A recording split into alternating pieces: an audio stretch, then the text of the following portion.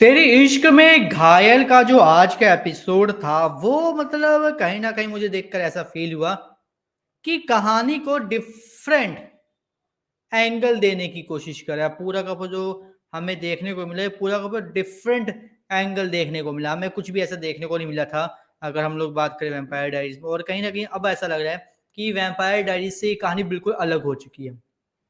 Seriously, ये कहीं न कहीं फ़ील हो रहा है कि वैम्पायर डायरीज़ से अलग हो रही है, लेकिन कुछ-कुछ जगहों पे ये फ़ील होगा कि हाँ, ये चीज़ इंस्पायर्ड है, कॉपीड नहीं है, इंस्पायर्ड है वैम्पायर डायरीज़ से। अब इसके बाद क्या होता है, इसके बाद हमें ये भी देखने को मिलता है कि जो अरमान है और जो वीर है, इन लोगों के बीच में दोस्ती होती हुई नज़र आ रही है। ठीक है? वीर अरमान को बचा रहा है, अरमान वीर को बचा रहा है, तो हमें ये चीज़ देखने को सच में मिल रही है। और कहीं न कहीं हमें ये भी देखने को मिल रहा है कि जो ईशा है, वो ये बात बाकी सभी से छुपा रही है कि अरमान एक भेड़िया है। वो बहुत ज़्यादा छुपाने की कोशिश कर रही है कि अरमान एक भेड़िया है, अरमान एक भेड़िया है, बल्कि वो चाहे तो इन सब चीज़ों को जो है बता सकती है, लेकिन वो नहीं बता रही। इनफैक्ट अपनी दोस्त को भी नहीं बता रही। ये चीज़ बहुत बड़ी बात है, ठीक है?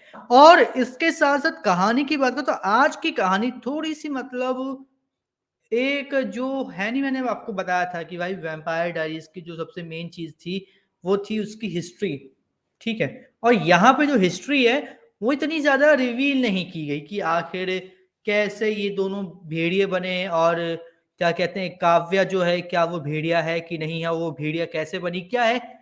इन सब चीज़ों को ज़्यादा रिवील नहीं किया गया। जो मेरे अकॉर्डिंग ऐसा लग रहा है कि भाई जब काव्या हमें देखने को मिलेगी दोबारा, तो हमें इन सब चीज़ों को थोड़ा-सा रिवील करते हुए दिखाया जाएगा।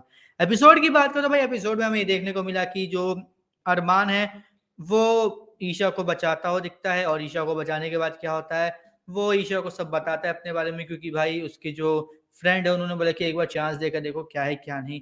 इसके साथ-साथ हमें ये भी पता चला कि ईशा जो है वो चेरी के यहाँ पे भी गई, चेरी से उसने बात की कि भाई वो भेड़िया है, ये सब बातें हुई। तो ये सब बातें उन दोनों के बीच में भाई क्लियर हो चुकी है कि वीर और अरमान दोनों भेड़िए हैं और इस बारे में चेरी को भी मालूम है और ईशा को भी मालूम है। और जब ये दोनों बात कर रहे थे इसी समय जो चेरी की मम्मी और जो वहाँ पे पुलिस डिपार्टमेंट की हेड है उनको भी पता चल जाती है। और फिर क्या होता है जब अरमान ईशा को अपनी पूरी मतलब हिस्ट्री बता रहा होता है उस जगह पे ले जाके, तो पीछे से चेरी की मम्मी आके अरमान को गोली मार देती है चाँदी की। ठीक है? एक गोली डायरेक्टली लगती है, एक गोली थोड़ी-सी अलग जाती है, तो वो भी चीज़ होती है। अब इसके बाद क्या होता है अरमान ने जिस तरीके से अपनी पूरी की पूरी हिस्ट्री बताई है, तो उसने बताया था कि भाई वो 1900 साल में पैदा हुआ था, ठीक है? और वो और वीर बहुत अच्छे दोस्त थे, फिर उसके बाद भाई बने, लेकिन फिर तभी काव्या की एंट्री होती है। काव्या की वजह से उन दोनों के बीच में दूरियाँ आती हैं, ये सब बातें होती हैं। फिर ईशा ये बोलती है कि जो ये मतलब वीर है, वो ऐसा क्यों दिखा रहा है कि जैसे तुम्हारी और क्या कहते हैं काव्या की जो तुम्हारी बॉन्डिंग है, जो तुम्हारा ब्रेकअप था, वो बिल्कुल रीसेंट हो, जबकि ऐसा कुछ भी नहीं हुआ।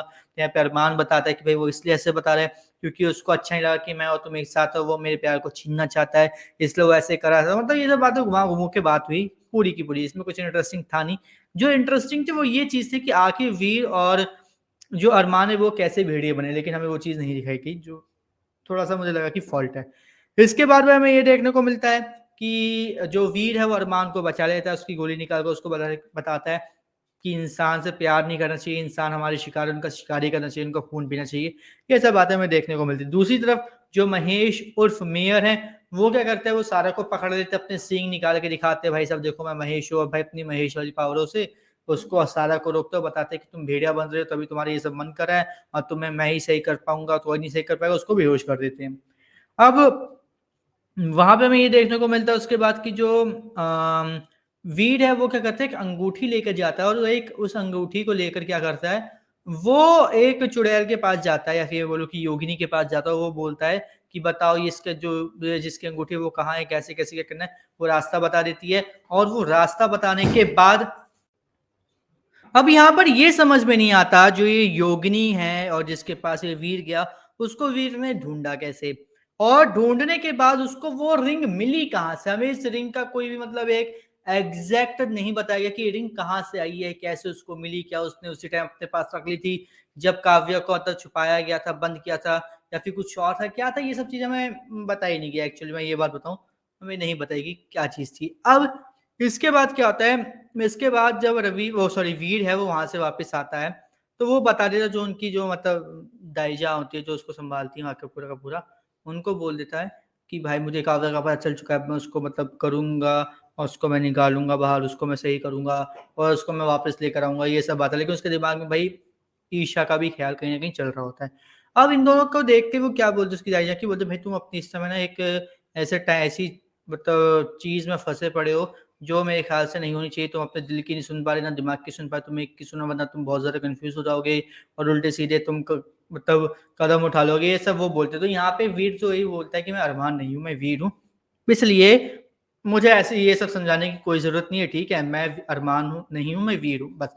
और वो यही कह के वहाँ से निकल जाता है। अब हमें दिखाया जाता है कि जो ईशा है, वो अपनी दोस्त के साथ है, जो जिनके पास योगिनी वाली पावर है, उनके पास है और उनके बीच में बातचीत हो रही है क्योंकि योगिनी वाली पावर वाली जो उनकी दोस्त हैं, मैं उसकी तबीयत खराब है और ईशा उनको सूप-वूप पिला रही होती है, उनको देखभाल कर रही होती है। लेकिन यहाँ पे जो योगिनी जी, उनको ये पता चल चुका होता है कि ईशा कुछ न कुछ बात छुपा रही है और इसलिए वो क्या करती है, इसलिए वो ये क्या मतलब ये है कि वो उससे पूछने की कोशिश करती है ईशा से कि भाई तुम क्या छुपा रही हो? बताओ, क्या तुम्हें पता है? बोलो, बोलो, कुछ बताओ क्या है?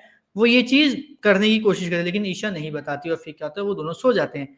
अब जब सुबह होती है, तो सुबह में ये देखने को मिलता है कि जो योगिनी जी है, वो ये बोल रही है कि तुम क्यों बार-बार ये बोल रहे थे कि बचाओ, बचाओ, रुको, रुको ज़रा इसको मतलब ऐसे वो कुछ बोल रही होती है, बड़बड़ा रही होती है। तो बोलती है कि अरे कुछ भी नहीं हुआ, फिर वो बोलती है कि अपनी योगिनी वाली पावर्स को दिखा ज़रा-सा मुझे।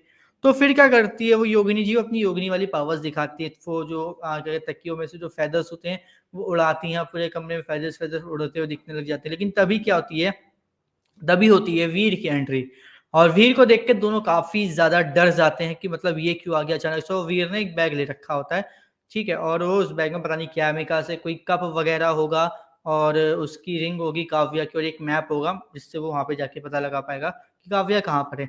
वहीं दूसरी तरफ हमें ये देखने को मिलता है कि वीर दाईजान से पूछता है कि भाई साहब कहाँ हैं? सॉरी अरमान पूछता है दाईजान से कि वीर कहाँ पे हैं? तो बताते हैं कि काव्या का उसको पता चल चुका है। लेकिन अब यहाँ पे मेरे दिमाग में बहुत बड़ा क्वेश्चन मार्क ये है कि दाईजान ने अरमान को पहले ये क्यों नहीं बताया कि वीर को काव्या के बारे में पता चल चुका है, ताकि जो सुबह ये होने वाला है, वो होता ही नहीं।